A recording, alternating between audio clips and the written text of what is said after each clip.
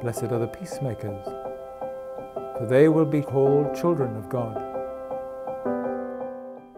Praying for peace is one of those good places to start, because I think praying in itself brings peace.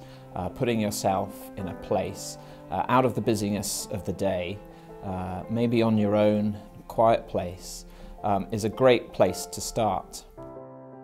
So one of the things that I think about peace and how I understand peace is, although peace is kind of the opposite of war or anxiety or worry, it doesn't just come in when those things disappear. Peace has more strength than that, has more power than that, and peace can push those things out of the way.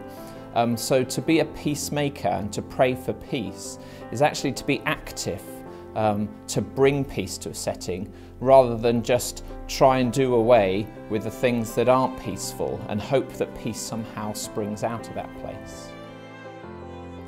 Well, I think all peace has to start with yourself. We can look at the world and pray for peace, which is good and right to do. But to be a peacemaker and to actually bring peace into a setting, we have to start on an individual level. So we have to decide and challenge ourselves, what part am I playing in the peacemaking around the world? How can I bring peace? One of the things that I'm reminded about when I talk about peace is my own family, and not that it's always very peaceful, and that's my point. I have two young boys, and they fight and they argue and they get angry over things quite quickly. And part of a struggle as a parent is to think about, how can I bring peace into this situation at the same time as trying to bring my children up and discipline them. But it's very easy, I think, personally, to respond in an angry way when you see things going on that aren't right. And I think Jesus is saying, do something different, do something the opposite. Jesus often turns things up the other way. But the temptation is to see something wrong either in the world or even in your home and think, I'm getting angry about this, stop doing that, and you bring in as much anger as there is already in the room or in the world. And I think Jesus is challenging, do something different, bring peace, invite peace into the space, and see the environment changing around you. The peace in a church service is one of those really important parts of the life of a church. It gives people a chance to say sorry, it gives people a chance to forgive. And those two things are really important if we want to see peace in our churches.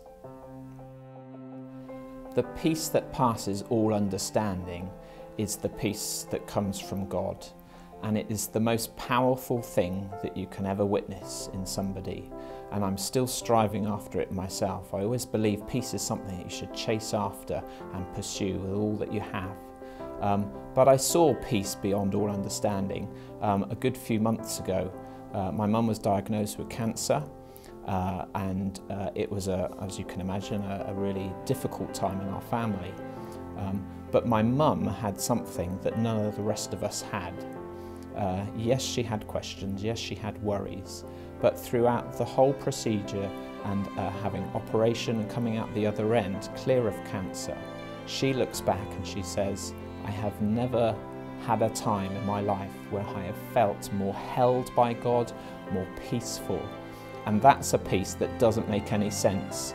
So when I read in the Bible the peace that passes all understanding, it's that kind of peace that I think the Bible's talking about, and that is something that I strive after. And I think, how can I get more of that peace in my life?